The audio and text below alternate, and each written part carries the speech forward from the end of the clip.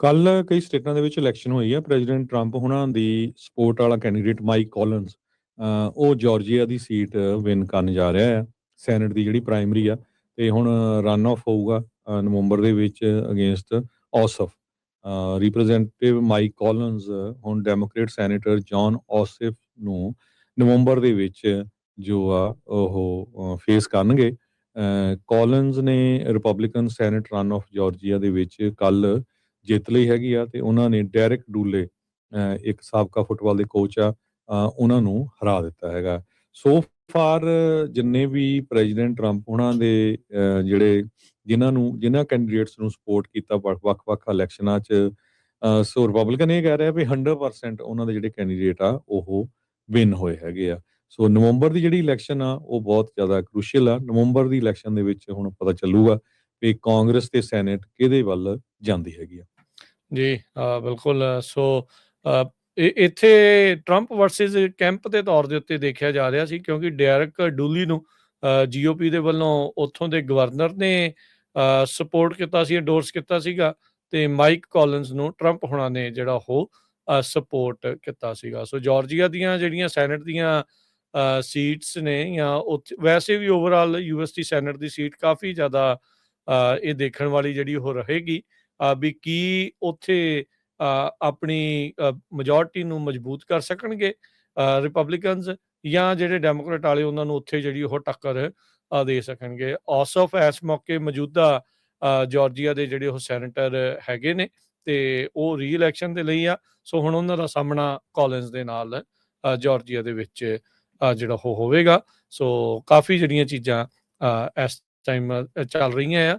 ਸੋ ਕਿਤੇ ਨਾ ਕਿਤੇ ਕਿਉਂਕਿ ਮਿਡ ਟਰਮ ਦੇ ਵਿੱਚ ਜ਼ਿਆਦਾਤਰ ਮੌਜੂਦਾ ਰਾਸ਼ਟਰਪਤੀ ਦੇ ਕੈਂਡੀਡੇਟ, ਜਾਂ ਕਹਿ ਲਓ ਵੀ ਉਹਨਾਂ ਦੀ ਪਾਰਟੀ ਦੇ ਕੈਂਡੀਡੇਟ ਲੂਜ਼ ਕਰ ਜਾਂਦੇ ਹੁੰਦੇ ਆ, ਤੇ ਦੂਜੀ ਪਾਰਟੀ ਜਿਹੜੀ ਕਹਿ ਲਓ ਵੀ ਮੈਜੋਰਟੀ ਦੇ ਵਿੱਚ ਆ ਜਾਂਦੀ ਹੁੰਦੀ ਆ।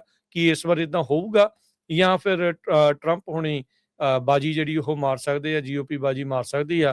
ਕਿਉਂਕਿ ਆਪਾਂ ਦੇਖਿਆ ਵੀ ਰੀਡਿਸਟ੍ਰਿਕਟਿੰਗ ਦਾ ਬਹੁਤ ਜ਼ਿਆਦਾ ਰੌਲਾ ਆ ਇਸ ਸਾਲ ਦੇ ਵਿੱਚ ਸ਼ੁਰੂ ਤੋਂ ਹੀ ਪੈਣਾ ਜਿਹੜਾ ਉਹ ਸ਼ੁਰੂ ਹੋ ਚੁੱਕਾ ਸੀਗਾ, ਜਿੱਥੇ ਡੈਮੋਕ੍ਰੇਟਸ ਤੇ ਰਿਪਬਲਿਕਨਸ ਦੋਨੋਂ ਨੇ ਆਪੋ ਆਪਣੇ ਮੈਜੋਰਟੀ ਵਾਲੇ ਸੂਬਿਆਂ ਦੇ ਵਿੱਚ ਰੀਡਿਸਟ੍ਰਿਕਟਿੰਗ ਕੀਤੀ ਆ, ਤਾਂ ਜੋ ਉਹਨਾਂ ਦੀਆਂ ਸੀਟਾਂ ਜਿਹੜੀਆਂ ਹੋਰ ਉੱਥੇ ਕਾਂਗਰਸ ਦੇ ਵਿੱਚ ਵੱਧ ਸਕਣ। ਸੋ ਇਸ ਵਾਰ ਦੀਆਂ ਮਿਡ ਟਰਮਸ ਕਾਫੀ ਜ਼ਿਆਦਾ ਅਹਿਮ ਰਹਿਣ ਵਾਲੀਆਂ ਹੈ। ਕੱਲ ਕਈ ਸਟੇਟਾਂ ਦੇ ਵਿੱਚ ਇਲੈਕਸ਼ਨ ਹੋਈ ਆ। ਪ੍ਰੈਜ਼ੀਡੈਂਟ ਟਰੰਪ ਹੁਣਾਂ ਦੀ ਸਪੋਰਟ ਵਾਲਾ ਕੈਂਡੀਡੇਟ ਮਾਈਕ ਕੋਲਿਨਸ ਉਹ ਜਾਰਜੀਆ ਦੀ ਸੀਟ ਵਿਨ ਕਰਨ ਜਾ ਰਿਹਾ ਆ।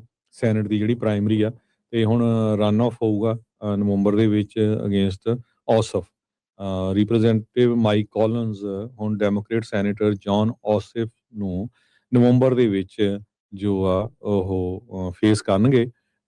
ਕੋਲਿਨਸ ਨੇ Republican senate run of Georgia ਦੇ ਵਿੱਚ ਕੱਲ ਜਿੱਤ ਲਈ ਹੈਗੀ ਆ ਤੇ ਉਹਨਾਂ ਨੇ ਡੈਰਿਕ ਡੂਲੇ ਇੱਕ ਸਾਬਕਾ ਫੁੱਟਬਾਲ ਦੇ ਕੋਚ ਆ, ਉਹਨਾਂ ਨੂੰ ਹਰਾ ਦਿੱਤਾ ਹੈਗਾ। ਸੋ ਫਾਰ ਜਿੰਨੇ ਵੀ ਪ੍ਰੈਜ਼ੀਡੈਂਟ ਟਰੰਪ ਉਹਨਾਂ ਦੇ ਜਿਨ੍ਹਾਂ ਕੈਂਡੀਡੇਟਸ ਨੂੰ ਸਪੋਰਟ ਕੀਤਾ ਵੱਖ-ਵੱਖ ਇਲੈਕਸ਼ਨਾਂ 'ਚ, ਸੋ ਰਿਪਬਲਿਕਨ ਇਹ ਕਹਿ ਰਿਹਾ ਵੀ 100% ਉਹਨਾਂ ਦੇ ਜਿਹੜੇ ਕੈਂਡੀਡੇਟ ਆ ਉਹ ਵਿਨ ਹੋਏ ਹੈਗੇ ਆ। ਸੋ ਨਵੰਬਰ ਦੀ ਜਿਹੜੀ ਇਲੈਕਸ਼ਨ ਆ ਉਹ ਬਹੁਤ ਜ਼ਿਆਦਾ ਕ੍ਰੂਸ਼ੀਅਲ ਆ। ਨਵੰਬਰ ਦੀ ਇਲੈਕਸ਼ਨ ਦੇ ਵਿੱਚ ਹੁਣ ਪਤਾ ਚੱਲੂਗਾ ਵੀ ਕਾਂਗਰਸ ਤੇ ਸੈਨੇਟ ਕਿਹਦੇ ਵੱਲ ਜਾਂਦੀ ਹੈਗੀ ਆ। ਜੀ ਬਿਲਕੁਲ। ਸੋ ਇੱਥੇ ਟਰੰਪ ਵਰਸਸ ਕੈਂਪ ਦੇ ਤੌਰ ਦੇ ਉੱਤੇ ਦੇਖਿਆ ਜਾ ਰਿਹਾ ਸੀ, ਕਿਉਂਕਿ ਡੈਰਕ ਡੂਲੀ ਨੂੰ ਜੀਓਪੀ ਦੇ ਵੱਲੋਂ ਉੱਥੋਂ ਦੇ ਗਵਰਨਰ ਨੇ ਸਪੋਰਟ ਕੀਤਾ ਸੀ, ਐਂਡੋਰਸ ਕੀਤਾ ਸੀਗਾ, ਤੇ ਮਾਈਕ ਕੋਲਿਨਸ ਨੂੰ ਟਰੰਪ ਹੁਣਾਂ ਨੇ ਜਿਹੜਾ ਉਹ ਸਪੋਰਟ ਕੀਤਾ ਸੀਗਾ। ਸੋ ਜਾਰਜੀਆ ਦੀਆਂ ਜਿਹੜੀਆਂ ਸੈਨੇਟ ਦੀਆਂ ਸੀਟਸ ਨੇ, ਜਾਂ ਉੱਥੇ ਵੈਸੇ ਵੀ ਓਵਰਆਲ ਯੂਐਸਟੀ ਸੈਨੇਟ ਦੀ ਸੀਟ ਕਾਫੀ ਜ਼ਿਆਦਾ ਇਹ ਦੇਖਣ ਵਾਲੀ ਜਿਹੜੀ ਉਹ ਰਹੇਗੀ ਵੀ ਕੀ ਉੱਥੇ ਆਪਣੀ ਮੈਜੋਰਟੀ ਨੂੰ ਮਜ਼ਬੂਤ ਕਰ ਸਕਣਗੇ ਰਿਪਬਲਿਕਨਸ, ਜਾਂ ਜਿਹੜੇ ਡੈਮੋਕ੍ਰੇਟ ਵਾਲੇ ਉਹਨਾਂ ਨੂੰ ਉੱਥੇ ਜਿਹੜੀ ਉਹ ਟੱਕਰ ਦੇ ਸਕਣਗੇ। ਔਸਫ ਇਸ ਮੌਕੇ ਮੌਜੂਦਾ ਜਾਰਜੀਆ ਦੇ ਜਿਹੜੇ ਉਹ ਸੈਨੇਟਰ ਹੈਗੇ ਨੇ ਤੇ ਉਹ ਰੀ ਇਲੈਕਸ਼ਨ ਦੇ ਲਈ ਆ। ਸੋ ਹੁਣ ਉਹਨਾਂ ਦਾ ਸਾਹਮਣਾ ਕੋਲਿਨਸ ਦੇ ਨਾਲ ਜਾਰਜੀਆ ਦੇ ਵਿੱਚ ਜਿਹੜਾ ਉਹ ਹੋਵੇਗਾ। ਸੋ ਕਾਫੀ ਜਿਹੜੀਆਂ ਚੀਜ਼ਾਂ ਇਸ ਟਾਈਮ ਚੱਲ ਰਹੀਆਂ ਆ।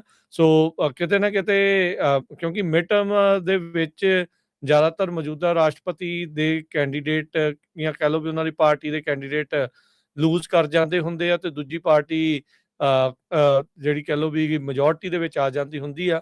ਕੀ ਇਸ ਵਾਰ ਇਦਾਂ ਹੋਊਗਾ ਜਾਂ ਫਿਰ ਟਰੰਪ ਹੁਣੀ ਬਾਜੀ ਜਿਹੜੀ ਉਹ ਮਾਰ ਸਕਦੇ ਆ, ਜੀਓਪੀ ਬਾਜੀ ਮਾਰ ਸਕਦੀ ਆ, ਕਿਉਂਕਿ ਆਪਾਂ ਦੇਖਿਆ ਵੀ ਰੀਡਿਸਟ੍ਰਿਕਟਿੰਗ ਦਾ ਬਹੁਤ ਜ਼ਿਆਦਾ ਰੌਲਾ ਆ ਇਸ ਸਾਲ ਦੇ ਵਿੱਚ ਸ਼ੁਰੂ ਤੋਂ ਹੀ ਪੈਣਾ ਜਿਹੜਾ ਉਹ ਸ਼ੁਰੂ ਹੋ ਚੁੱਕਾ ਸੀਗਾ, ਜਿੱਥੇ ਡੈਮੋਕ੍ਰੇਟਸ ਤੇ ਰਿਪਬਲਿਕਨਸ ਦੋਨੋਂ ਨੇ ਆਪੋ ਆਪਣੇ ਮੈਜੋਰਟੀ ਵਾਲੇ ਸੂਬਿਆਂ ਦੇ ਵਿੱਚ ਰੀਡਿਸਟ੍ਰਿਕਟਿੰਗ ਕੀਤੀ ਆ, ਤਾਂ ਜੋ ਉਹਨਾਂ ਦੀਆਂ ਸੀਟਾਂ ਜਿਹੜੀਆਂ ਹੋਰ ਉੱਥੇ ਕਾਂਗਰਸ ਦੇ ਵਿੱਚ ਵੱਧ ਸਕਣ। ਸੋ ਇਸ ਵਾਰ ਦੀਆਂ ਮਿਡ ਟਰਮਸ ਕਾਫੀ ਜ਼ਿਆਦਾ ਅਹਿਮ ਰਹਿਣ ਵਾਲੀਆਂ ਹੈ।